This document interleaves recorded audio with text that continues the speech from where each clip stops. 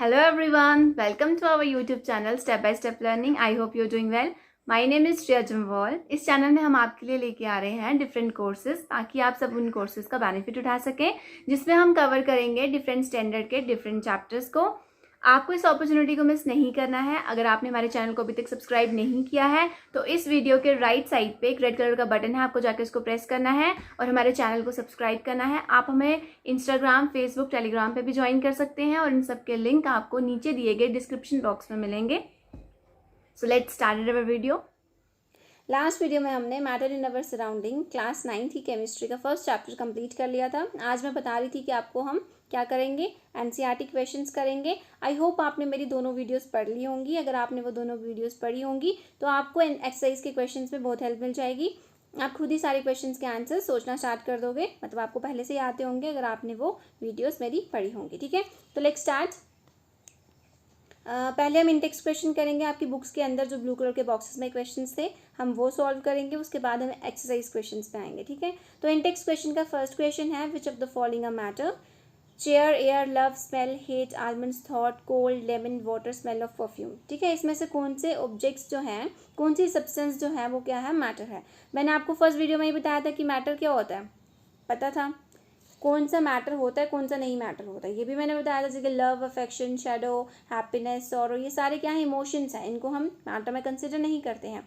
तो वैसे ही आपको कुछ यहाँ पे एग्जांपल्स दे दिए, आपको बताना है कि इसमें से मैटर कौन कौन सा है। देखो, चेयर एक क्या है, सॉलिड है, बिल्कुल मैटर है। एयर क्या है, एयर में मैंने बताया था गैसेज होती हैं ये सारी। ठीक है, ऑक्सीजन, हाइड्रोजन, ये सारी क्या है, गैसेज है, सीएनजी। ठीक है, ये सारी गैसेज हैं, तो ये किस में आ जाएगा, एक मैटर में आ जाएगा। लव कोई गैस, ये क्या है, लव क्या है, कोई सॉलिड है, कोई लिक्विड है, कोई गैस है, नहीं है, ये क्या है, एक इमोशन है, तो ये भी इसमें कंक्लूड नहीं होगा। हेट इमोशन है, ये भी इंक्लूड नहीं होगा। अगर आप आलमंड्स की बात करो, बादाम की, ठीक है, जो आप खाते हो वो क्या है, सॉलिड है, तो वो बिल्कुल मैटर है। थॉट, आप कुछ सोच रहे हो, सोचना कोई मैटर थोड़ी ना, वही तो आपका ब्रेन का एक्टिविटी है, तो ये भी नहीं होगा। कोल्ड, अब खुद सोचो, ये ऐसे एग्जाम्पल्स हैं जो कोई मैटर है ही नहीं। ठीक है, तो इसको कंसिडर नहीं करेंगे हम। फिर करेंगे कोल्ड भी नहीं करेंगे। लेमन वाटर, नींबू पानी। ठीक है, अब नींबू पानी तो बिल्कुल है, इसको तो हम कंसिडर करेंगे ना मैटर, बिल्कुल। अब स्मेल ऑफ परफ्यूम, आप बोलोगे स्मेल ऑफ, स्मेल है, परफ्यूम है, पता नहीं होगी नहीं होगी, तो बिल्कुल होगी, क्योंकि अगर आप यहाँ बैठे होगे, थोड़े दूर ही किसी ने परफ्यूम स्प्रे की होगी तो आपको उसकी स्मेल आ जाती है। क्यों? क्योंकि गैसेस, ये सब गैस ही है। ठीक है, जो आपकी परफ्यूम्स होती हैं, जो आप यूज़ करते हो, ये क्या होती है, गैस होती है, इनको लिक्विफाई किया जाता है। ठीक है, इसलिए जब आप इनको स्प्रे करते हो, लिक्विड बाहर नहीं आता, गैस बाहर आती है, कुछ जो गैसेस वाली परफ्यूम्स होती हैं। सेकंड क्वेश्चन है, give reason for the following observation. The smell of hot sizzling food reaches you several metre away, but to get its smell from the cold food you have to go close. Question second बोलता है, जब कहीं गर्म खाना बन रहा होता है, जब खाना बन रहा होता है, ठीक है, गर्म खाना खासकर, तो आपको उसकी जो खुशबू है वो अगर आप काफ़ी दूर भी बैठे होगे वहाँ तक पहुँच जाएगी। लेकिन वहीं अगर आपने फ्रिज से निकाला हुआ या बनाया खाना काफ़ी देर तक जो बाहर पड़ा होगा, अगर आप उसके थोड़े पास भी जाओगे आपको उसकी फ्रेग्रेंस या स्मेल नहीं आती है। ठीक है, ऐसा क्यों होता है? ऐसा इसलिए होता है क्योंकि जो हॉट फूड होता है उसके पार्टिकल्स क्या होते हैं, मैंने आपको क्या बताया था, वो मोशन में होते हैं, उनकी काइनेटिक एनर्जी ज़्यादा होती है। जब काइनेटिक एनर्जी ज़्यादा है तो उनकी मूवमेंट भी ज़्यादा होगी, तो आप लगा लो मूवमेंट ज़्यादा होगी, एक पार्टिकल दूसरे पार्टिकल को स्ट्राइक करता जाएगा और ऐसा करते करते एंड तक हमारे तक स्मेल उसकी आ जाती है। तो पढ़ते हैं इसमें क्या लिखा हुआ है। The particles of matter possess kinetic energy, जो मैंने स्टार्टिंग में बोला था, and thus are continuously moving at low temperature. Low temperature का मतलब क्या हुआ, जब हम उस खाने को हमने टेम्परेचर नहीं दिया है, वो ठंडा पड़ा हुआ है। ठीक है, उस टाइम पे काइनेटिक एनर्जी भी लो होगी, तो पार्टिकल्स मूव करेंगे पर इतनी स्पीड में नहीं करेंगे एज कम्पेयर टू जब हम उसको टेम्परेचर देकर पका रहे होंगे, उस टाइम बना रहे होंगे जब। ठीक है, जैसे ही हम टेम्परेचर बढ़ा देंगे, हमने टेम्परेचर इंक्रीज कर दिया, तो काइनेटिक एनर्जी उसके साथ ही बढ़ने शुरू हो गई, तो जो पार्टिकल्स हैं वो भी मूव करना ज़्यादा फास्ट करके मोशन में आ गए, बिल्कुल अपनी फॉर्म में आ गए। इसीलिए जो पार्टिकल्स ऑफ हॉट वेपर्स हैं coming out of the hot sizzling food move faster, वो मूव भी जल्दी जल्दी करना शुरू करेंगे क्योंकि उसके काइनेटिक एनर्जी तो सबसे टॉप लेवल पे होगी उस टाइम पे। ठीक है, इसलिए अगर हम कहीं दूर भी बैठे होंगे तो हमें खाने की खुशबू आ जाती है। I am clear? Question number third, a driver is able to cut through water in a swimming pool but property of water does is observation show. देखो, क्वेश्चन थर्ड हमें ये बोलता है कि जब भी कोई स्विमिंग पूल में स्विमिंग करता है, ठीक है, अब स्विमिंग पूल वाटर एक मैटर है, तो आप देखोगे स्विमिंग पूल में जब तैरते हैं तो हम अपने बॉडी को क्या करते हैं, ऐसे पुश करते हैं, मतलब अपने बाजुओं को पुश करते हैं, आगे आगे जाने की कोशिश करते हैं। तो एक टाइप से हम पानी को काटते हैं अपने हाथों से, ठीक है, मतलब ऐसे करके ड्राइवर क्या करता है, कट करता है वाटर को। ये बोलता है कि ऐसी कौन सी प्रॉपर्टी है जिसके थ्रू वो ऐसा कर रहा है। सिमिलर वे में आप ले लो, अगर आपको कोई सॉलिड को ऐसा करना पड़े, आप कर सकते हो जी? बिल्कुल भी नहीं कर सकते, आपका हाथ ही टूट जाएगा अगर आप सॉलिड में से ऐसा करने की कोशिश करोगे। लिक्विड से कर सकते हो, गैस में तो आप चल कर ही रहे हो, क्योंकि गैस के पार्टिकल से आपका कोई लेना देना है ही नहीं, क्योंकि गैस के पार्टिकल्स में डिस्टेंस बहुत ज़्यादा होता है, फोर्स ऑफ अट्रैक्शन कम होती है, तो उससे आपको हार्म नहीं होता है, ठीक है। जो ड्राइवर है वो भी वाटर को इसलिए कट कर सकता है क्योंकि उसके पास वीकर फोर्स ऑफ अट्रैक्शन है, पार्टिकल्स में थोड़ा डिस्टेंस होता है और फोर्स ऑफ अट्रैक्शन भी कम होती है, इसीलिए ड्राइवर कट कर सकता है ईजिली। ओके, तो ये लिखा हो, because of the weak force of attraction between the water molecules. Water molecules के बीच में फोर्स ऑफ अट्रैक्शन क्या है, कम होती है, वीकर होती है, इसलिए जो ड्राइवर होता है वो आराम से स्विमिंग कर सकता है, वाटर को कट करके स्विम कर सकता है।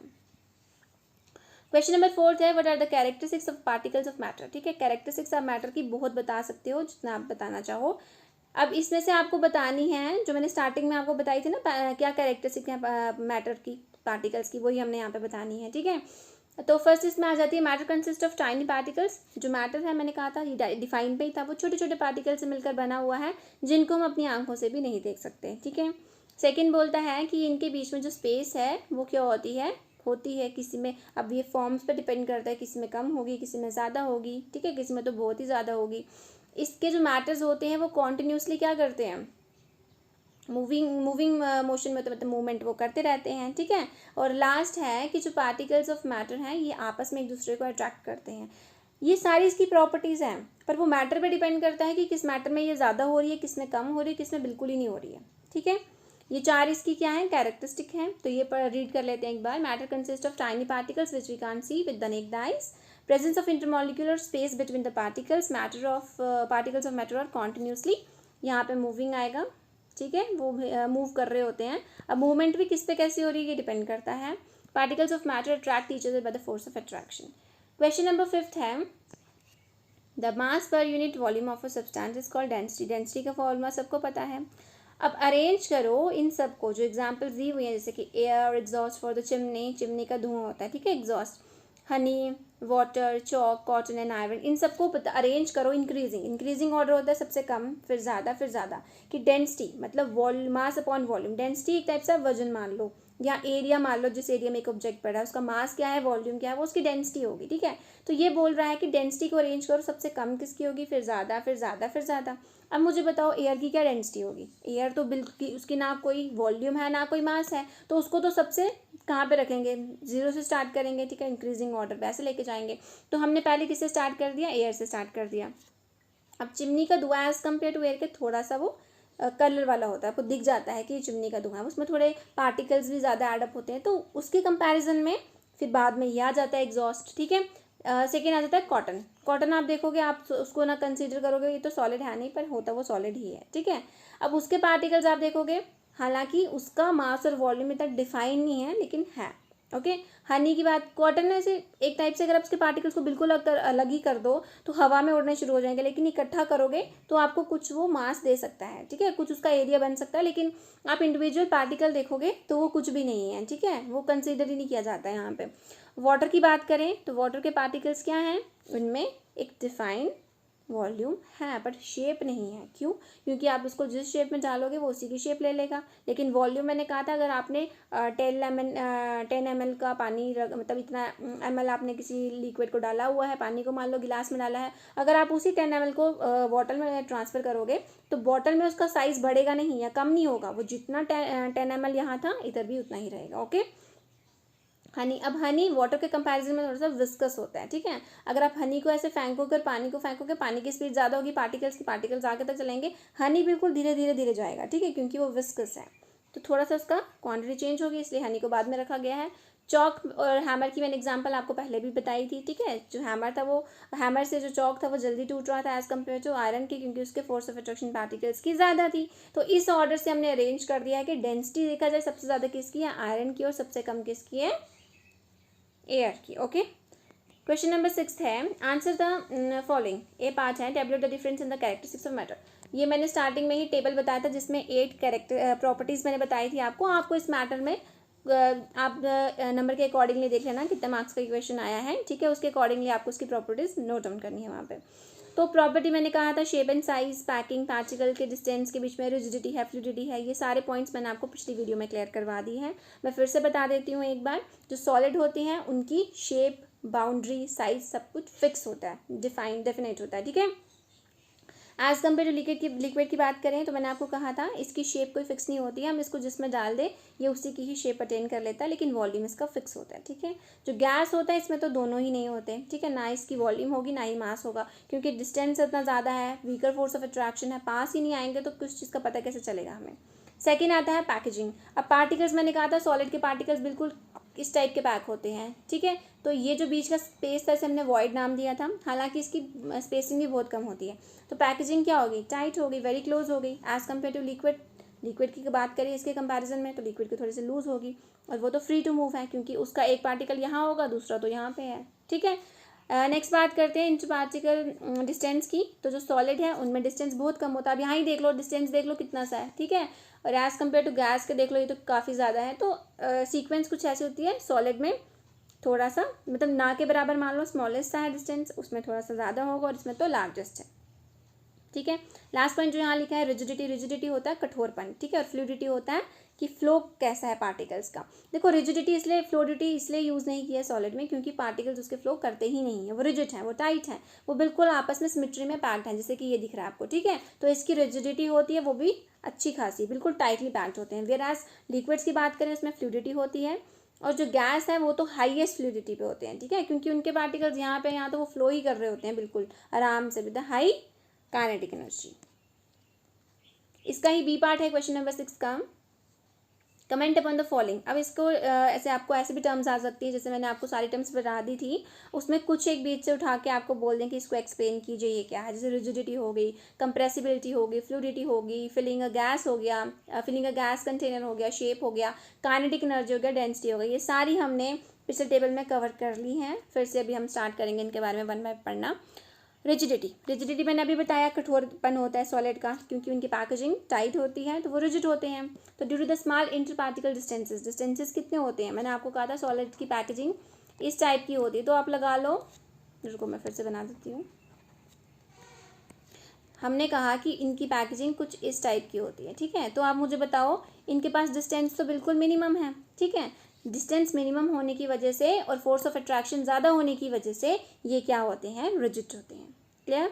कंप्रेसिबिलिटी मैंने कहा था कि कंप्रेसिबल होते हैं कौन, लेकिन सिर्फ गैस होती है, ठीक है, क्योंकि हम क्या करते हैं गैस को कंप्रेस करते हैं, बताया था ना हमने लिक्विड में प्रेशर देके, ठीक है। तो कंप्रेसिबिलिटी क्या होती है, जिसमें हम इनके डिस्टेंस को क्या करते हैं पास, एक जो हमारा गैस है उसके पार्टिकल्स अगर ऐसे हैं तो हम प्रेशर को अप्लाई करके इनके पार्टिकल्स के डिस्टेंस को क्या करते हैं, मिनिमम करते हैं, फोर्स ऑफ अट्रैक्शन को बढ़ाते हैं। तो due to the large interparticle distance in gas their volume decreases when some pressure is applied on them, therefore gases possess high compressibility, इसलिए गैस ही सिर्फ कंप्रेसिबल हो सकते हैं। फ्लूइडिटी जो है हमने पढ़ा था, फ्लूइडिटी का मतलब हुआ ability of a substance to flow freely, ठीक है, वो आराम से कितने तरीके से फ्लो कर सकता है। और ये सबसे ज़्यादा कौन करते थे, गैस करते थे, क्योंकि उनके पार्टिकल्स में डिस्टेंस भी ज़्यादा है, फोर्स ऑफ अट्रैक्शन भी बहुत कम है, वीकर फोर्स ऑफ अट्रैक्शन है, ठीक है। तो इसकी वजह से क्या हो जाएगा, due to the larger interparticle distances and weaker force of attraction gases की फ्लूइडिटी सबसे ज़्यादा होगी। फिलिंग द गैस कंटेनर का मतलब क्या हुआ, गैस है कंटेनर में, अगर आप गैस को डाल दोगे तो वो गैस के पार्टिकल्स तो पूरे कंटेनर में नाचना शुरू कर देंगे, क्योंकि उनकी काइनेटिक एनर्जी ज़्यादा है, ना मास है ना वॉल्यूम है, नीचे तो वो सेटल डाउन होंगे ही नहीं। तो वो क्या करेंगे, कंटेनर की वॉल्स के साथ ही स्ट्राइक करेंगे, आपस में कोलाइड करेंगे, टकराना शुरू कर देंगे, ठीक है। उसके अलावा वो कुछ नहीं कर सकते। तो यहाँ लिखा हुआ है the particles in a container takes its shape as they randomly vibrate all the position, ठीक है। तो वो हर एक पोजीशन में घूमते रहेंगे, मतलब पूरे कंटेनर को कवर कर देंगे, लेकिन दूर दूर होकर, पास पास नहीं, ओके। शेप की बात करें, एक ऑब्जेक्ट की शेप होगी, जैसे एक आप ले लो टेबल ले लो, उसकी एक शेप है, उसकी एक डिफाइंड बाउंड्रीज हैं साइड पे, ठीक है, वो हम शेप बोल देंगे उसको। काइनेटिक एनर्जी क्या होती है कि पार्टिकल्स जो हैं वो मोशन में हैं, मतलब उनकी कोई मूवमेंट हो रही है नहीं हो रही है, जैसे हमने कहा था कि सॉलिड्स में बिल्कुल नहीं हो रही, लिक्विड में हल्की सी और गैसेस में तो मैक्सिमम है, ठीक है। तो यही बोला है, means possessed by the particles due to the motion, due to the large interparticle distances and weaker force of attraction the particles of gas have the maximum freedom of movement. सबसे ज़्यादा आराम से वही घूम सकते हैं, ठीक है। इसलिए काइनेटिक एनर्जी की अगर हम एक सीक्वेंस बना लें तो सबसे ज़्यादा गैस में, उसके बाद लिक्विड में, सबसे कम सॉलिड्स में होते हैं वो। क्लियर। लास्ट है डेंसिटी। डेंसिटी को मैंने कहा था मास अपॉन वॉल्यूम, और डेंसिटी भी सबसे ज़्यादा किसकी होती है? सॉलिड की होती है, फिर लिक्विड की होती है, फिर गैस की होती है, ठीक है। नेक्स्ट क्वेश्चन है क्वेश्चन नंबर 7th।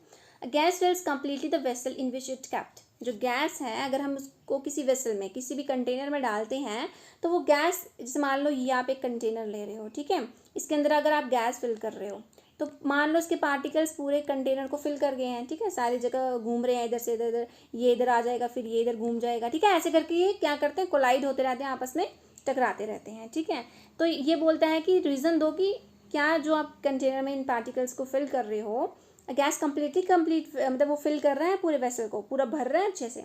तो क्या आंसर आएगा? The particles of gas are constantly moving in all the directions, ठीक है, लेकिन इनकी स्पीड क्या होगी? अलग अलग होगी। मान लो ये पार्टिकल की स्पीड ज़्यादा होगी, इसकी थोड़ी सी कम होगी, तो ये अपनी डिफरेंट स्पीड्स के साथ क्या करते रहते हैं? आपस में टकराते रहते हैं, पूरे कंटेनर में ये मूव करते रहेंगे। Therefore they do not have a fix volume and hence the particles फिल्स the gases. अगर इनके पास वॉल्यूम ही नहीं है तो ये सेटल डाउन तो होंगे ही नहीं, तो अगर देखा जाए तो ये पूरे कंटेनर को कवर कर रहे हैं। क्लियर। सेकेंड है gas exert pressure on the walls of container. देखो इसमें भी यही कंसेप्ट लगता है कि जो गैस के पार्टिकल्स होते हैं उनके पास क्या होती है? हायर काइनेटिक एनर्जी होती है। काइनेटिक एनर्जी ज़्यादा होने की वजह से उनके पार्टिकल्स क्या करते हैं? मोशन में रहते हैं, मोशन में रहेंगे, हर डायरेक्शन में जाएंगे, डायरेक्शन में जाके खुद के या पार्टिकल्स तो स्ट्राइक करेंगे ही करेंगे, आपस में टकराएंगे, कोलाइड करेंगे ही करेंगे, लेकिन ये साथ ही साथ वॉल्स पे भी स्ट्राइक करते हैं, ठीक है। इधर वॉल्स पे फोर्स लगाएंगे, इस वॉल पे टकराएंगे, इस पे फोर्स वो होगी, ठीक है। तो वही यहाँ लिखा हुआ है, gas molecules contain high kinetic energy due to which they are under constant motion, ठीक है। ये क्या रहेंगे? मोशन में रहेंगे बिल्कुल, inside the container in all the random directions, ठीक है। डायरेक्शन फिक्स नहीं है कि ये उसकी है, ये उसकी है, अपनी अपनी डायरेक्शन में जिसका मन करेगा वो वहाँ घूमता रहेगा। Which causes them to hit the walls of the container. तो वो क्या कर रहे हैं? कंटेनर की वॉल्स पे टकरा रहे हैं, यहाँ साइड साइड पे भी तो टकरा रहे हैं ना कंटेनर की वॉल्स पे, ठीक है, वही बोला हुआ। And hence creates vibrate. अब ये वाइब्रेट होना स्टार्ट कर देंगे, ठीक है, अभी मूवमेंट तो कर ही रहे हैं साथ में। This collisions with the walls of the container generate pressure, और इसी की वजह से ही प्रेशर जनरेट हो जाता है कंटेनर की वॉल्स पे, ठीक है। अब wooden table should be called solid. Yes, एक वुडन टेबल आप यूज़ कर रहे हो घर पे, स्टडी टेबल मान लो अपना, या दूसरा वाला जो बड़ा बड़ा टेबल होता है वो मान लो, डाइनिंग टेबल मान लो, ठीक है। अब ये बोलता है कि वो क्या हम उसको सॉलिड कंसीडर कर सकते हैं? बिल्कुल कर सकते हैं। वो रिजिड है, उसकी परफेक्ट शेप है, फिक्स शेप है, डिस्टिंक्ट बाउंड्रीज हैं, ठीक है, एक फिक्स वॉल्यूम है, तो उसको हम कंसीडर क्यों नहीं करेंगे सॉलिड? बिल्कुल करेंगे। ओके, नेक्स्ट क्वेश्चन है, we can easily move our hand in the air but do not seem through a block piece of wood, we need a karate expert. ये बोलता है जब आप कराटे वगैरह सीखते हो, आई होप आपने बड़े बड़े सारे बच्चों ने कराटे सीखे भी होंगे, तो ऐसा होता है वहाँ पे ब्रिक्स रखी गई होती हैं, आपको तोड़ना होता है उनको, ठीक है, या फिर वुडन की प्लेट्स रखी होती हैं, आप उनको ब्रेक करना होता है आपको। तो ये बोलता है कि आप जब हवा में ऐसा करते हो तो आपका हैंड बिल्कुल आराम से कर सकता है। अगर आप कराटे एक्सपर्ट नहीं हो तो आप उन ब्रिक्स को भी तोड़ नहीं सकते हो, ठीक है। वेयर एज अगर कोई कराटे एक्सपर्ट होगा वो उनको तोड़ सकता है, लेकिन एक नॉर्मल पर्सन उसको नहीं तोड़ सकता। ऐसा क्यों? ठीक है, देखो ऐसा इसलिए है कि जो मॉलिक्यूल्स हैं, जो छोटे छोटे पार्टिकल्स गैस में हैं, वो फ्रीली मूव कर रहे हैं, ठीक है, वो आपस में कोलाइड नहीं, मतलब आपस में वो इकट्ठे नहीं हैं, वो दूर दूर घूम रहे हैं। अगर आप हाथ ऐसे हवा में लगा भी दोगे तो वो क्या है, वो एक इधर है, दूसरा एक मान लो इधर है, इधर है, हो सकता है आपका हाथ यहाँ से टकराया हो या इस पे भी टकरा गया होगा, तो कोई फ़र्क नहीं पड़ेगा, क्योंकि ये आपस में इकट्ठे हैं ही नहीं। कोई कोई आपको ऑब्जेक्ट दिख रहा है, कोई सब्सटेंस दिख रहा है, इकट्ठे हो गए, कोई नहीं दिख रहा। और जब तक कोई सॉलिड ही नहीं है, आप उसमें जितना मर्जी मार लो, आपको कोई फील होगा ही नहीं। वेराज अगर हम सॉलिड्स की बात करें, उनके पार्टिकल्स क्या है, फोर्स ऑफ अट्रैक्शन बिल्कुल स्ट्रॉन्गेस्ट लेवल पे है, डिस्टेंस बिल्कुल मिनिमम है। तो मुझे बताओ, जब आप उसको मारोगे, आप उसके जो फोर्स ऑफ अट्रैक्शन है वो इतने टाइटली पैक्ड होंगे, आप उनको ब्रेक कैसे करोगे? अपने हाथ से नहीं कर सकते। आपको एक्सटर्नल फोर्स, ज़्यादा फोर्स लगाओगे, ठीक है, ज़्यादा प्रेशर लगाओगे, टेम्परेचर का इफेक्ट डालोगे, तो ही वो पॉसिबल हो सकता है उसकी चेंज होना स्टेट को, ऐसा वो नहीं हो सकता। या तो कोई कराटे एक्सपर्ट चाहिए आपको। तो यही लिखा हुआ है, molecules in gas are loosely packed as compare to solid molecules which are densely packed, hence we are able to break the force of attraction when we move our hand through air. Air से कर सकते हो and find it difficult to break through a solid. क्यों नहीं कर सकते? क्योंकि उसकी फोर्स ऑफ अट्रैक्शन ज़्यादा होती है पार्टिकल्स के बीच में और सिर्फ कराटे एक्सपर्ट ही उसको तोड़ सकता है, लेकिन वो भी बहुत ज़्यादा फोर्स लगा के। नेक्स्ट क्वेश्चन है question number 8। Liquids generally have a low density than solid, but you may consider that ice floats on water. Find out why. अब हमने ये चीज़ पढ़ी कि जो सॉलिड्स हैं उनकी डेंसिटी ज़्यादा होती है, ठीक है, क्योंकि मास भी है और वॉल्यूम भी है, लेकिन लिक्विड के पास मास है, वॉल्यूम है, शेप नहीं है, मास नहीं है ना।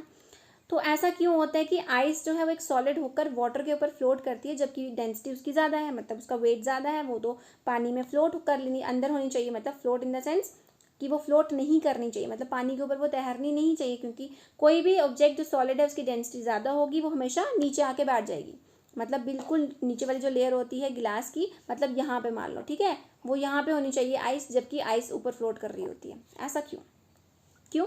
क्योंकि जो आइस का स्ट्रक्चर है वो किस टाइप का स्ट्रक्चर है, वो एक केज लाइक स्ट्रक्चर है। मतलब जब आइस क्यूब आप देखते हो तो ध्यान से देखना, आइस क्यूब के बीच में छोटे छोटे छोटे छोटे स्पेसेस बचे होते हैं। कभी कभार तो ऐसा भी होता है आइस क्यूब आप लेते हो बीच से खाली रहता है, आप उसको ऐसे थोड़ा सा प्रेस करोगे वो टूट जाएगा बीच से। ऐसा क्यों होता है?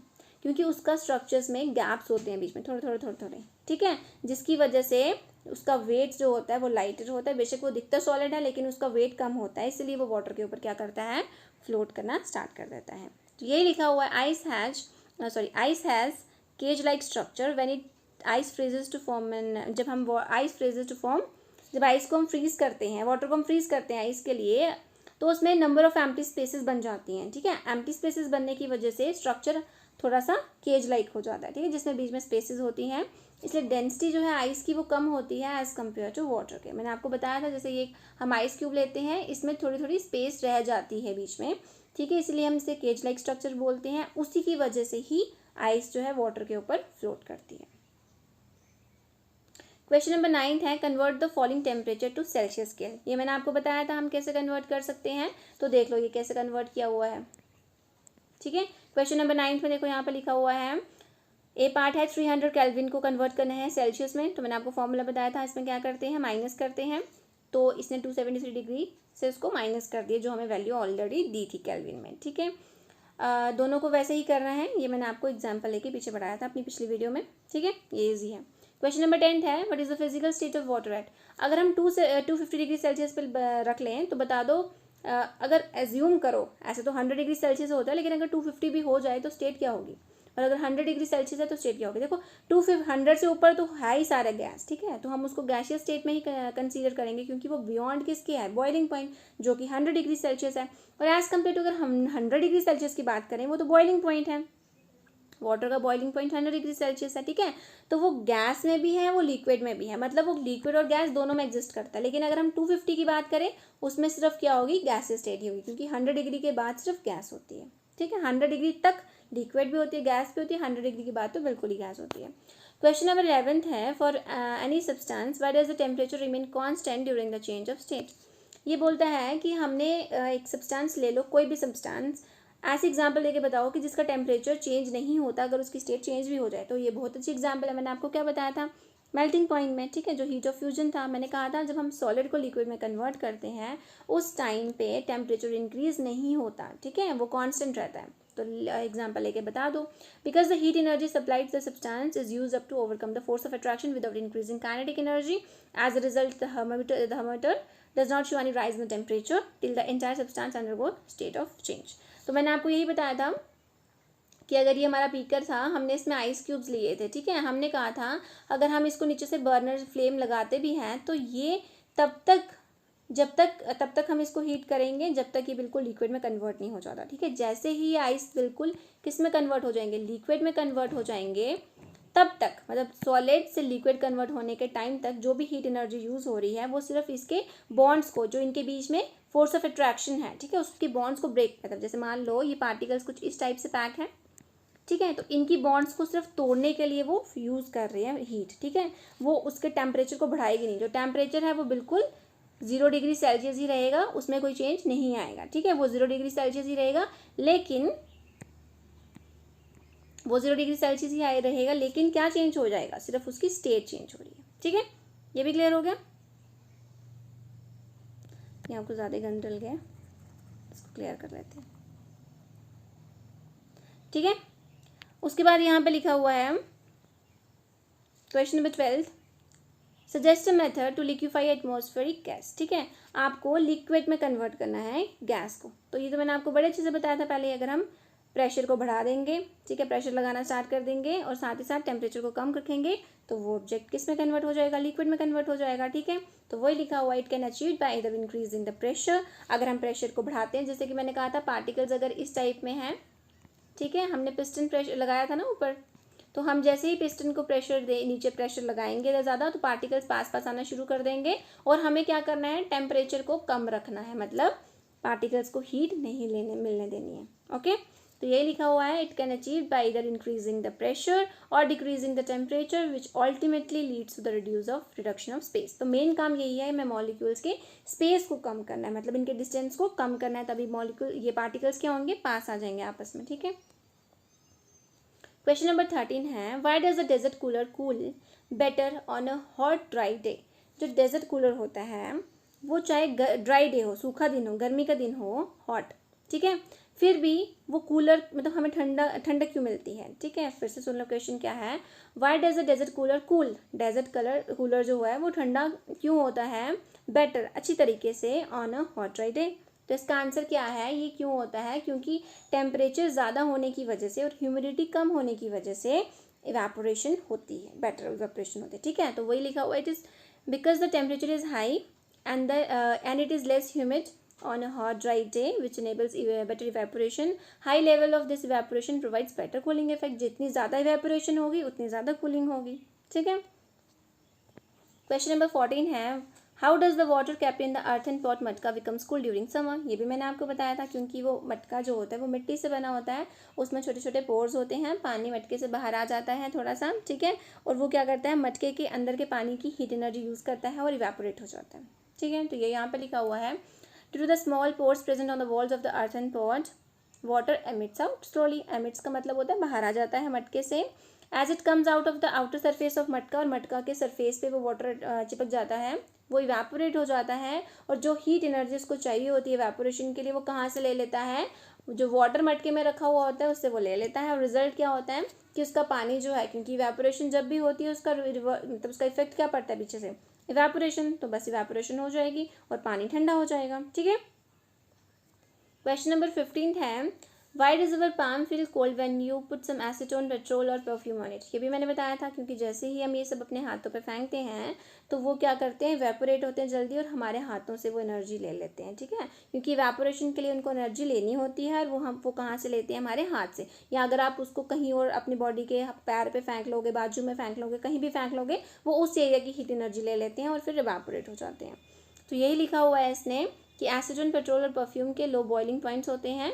ठीक है, जब भी हम इनको पाम पे डालते हैं ये इवेपोरेट हो जाते हैं जल्दी, और एनर्जी कहाँ से ले लेते हैं, हमारे पाम से ले लेते हैं। ठीक है, क्वेश्चन नंबर 16 है, why are we able to sip hot tea और milk faster than the saucer rather than a cup. मैंने ये भी आपको समझाया था कि अगर हमने कप में चाय पी रहे हैं, सॉसर होती है जो प्लेट होती है उसकी, ठीक है, उसमें अगर पानी चाय पियेंगे या हम दूध पियेंगे, वो जल्दी ठंडा हो जाएगा, क्योंकि उसका सरफेस एरिया ज़्यादा होगा एज़ कम्पेयर टू कप के, और कप इवेपोरेशन थोड़ा, सॉरी जो कप है वो इवेपोरेट थोड़ा स्लो करेगा एज़ कम्पेयर टू किसके, सॉसर के।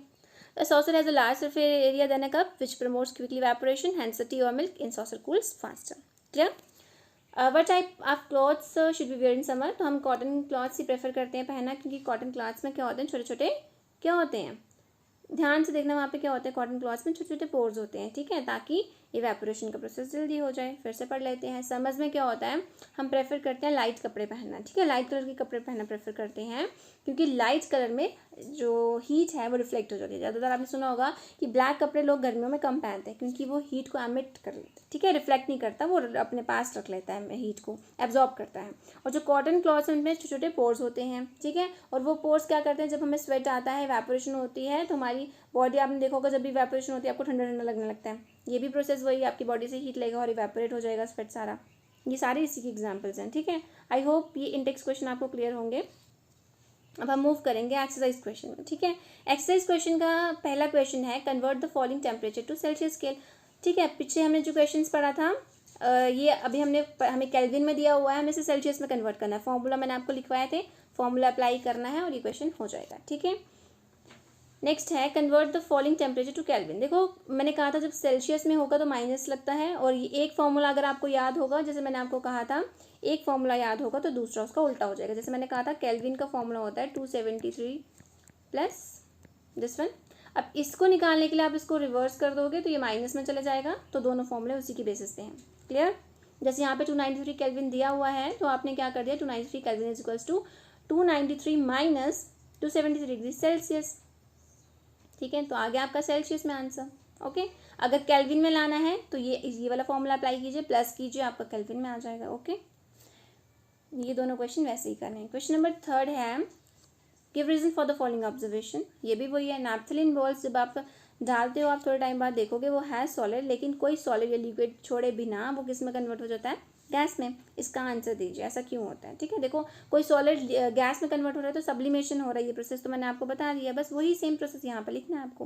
देखो नैप्थलीन क्या है, एक वोलाटाइल सॉलिड है जो डायरेक्ट कन्वर्ट हो जाता है गैस में, तो ये सब्लिमेशन करता है। ठीक है, और क्या होता है, इसकी सब्लिमेशन रूम टेम्परेचर पे होती है, आपको उसको कोई एक्सटर्नल प्रेशर टेम्परेचर देने की ज़रूरत भी नहीं होती है। रिजल्ट क्या होता है, जो नैप्थलीन बॉल्स हैं वो किस में कन्वर्ट हो जाती हैं, वेपर्स में कन्वर्ट हो जाती हैं, और वो एयर हमारे ही आगे पीछे घूम रही होती है। ठीक है, लेकिन लिक्विड स्टेट वो एग्जिस्ट ही नहीं होने देती है, आने ही नहीं देती है।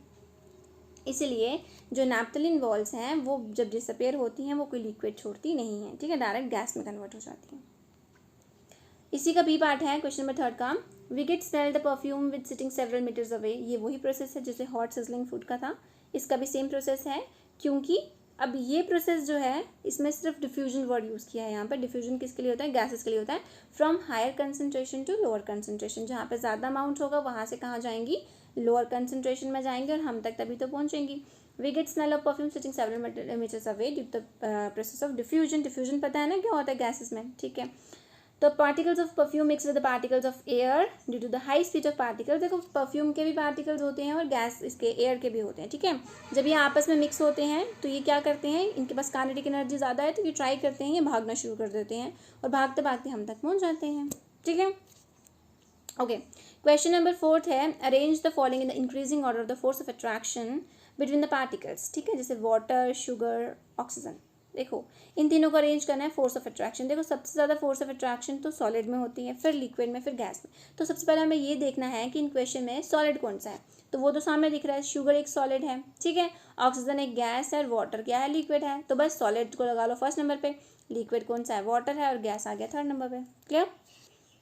क्वेश्चन नंबर 5 है what is the physical state of water. देखो वाटर का हमने पढ़ा था, एक हमने पढ़ा था 0 डिग्री सेल्सियस, दूसरा हमने पढ़ा था 100 डिग्री सेल्सियस। ये बोल रहा है 0 डिग्री पे बताओ, 100 डिग्री पे बताओ, 25 डिग्री पे भी बताओ। देखो 0 डिग्री सेल्सियस पे तो मैंने आपको क्या बताया था कि वो वाटर भी लिक्विड फेस भी होता है और गैस फेस भी होता है। ठीक है, 100 डिग्री सेल्सियस तो सीधे किसके लिए माना जाता है, स्टीम और लिक्विड के लिए, क्योंकि उस टाइम पे क्या हो रही होती है, इवेपोरेशन हो रही होती है, हीट ज़्यादा लग रही है, बॉइलिंग पॉइंट हम बोल सकते हो। लेकिन जो 25 डिग्री सेल्सियस है वो इसके बीच में आता है। ठीक है, अब मैंने आपको ये भी बताया था कि अगर हम गैस सॉलिड को लिक्विड में कन्वर्ट करते हैं तो टेम्परेचर इंक्रीज नहीं होता है।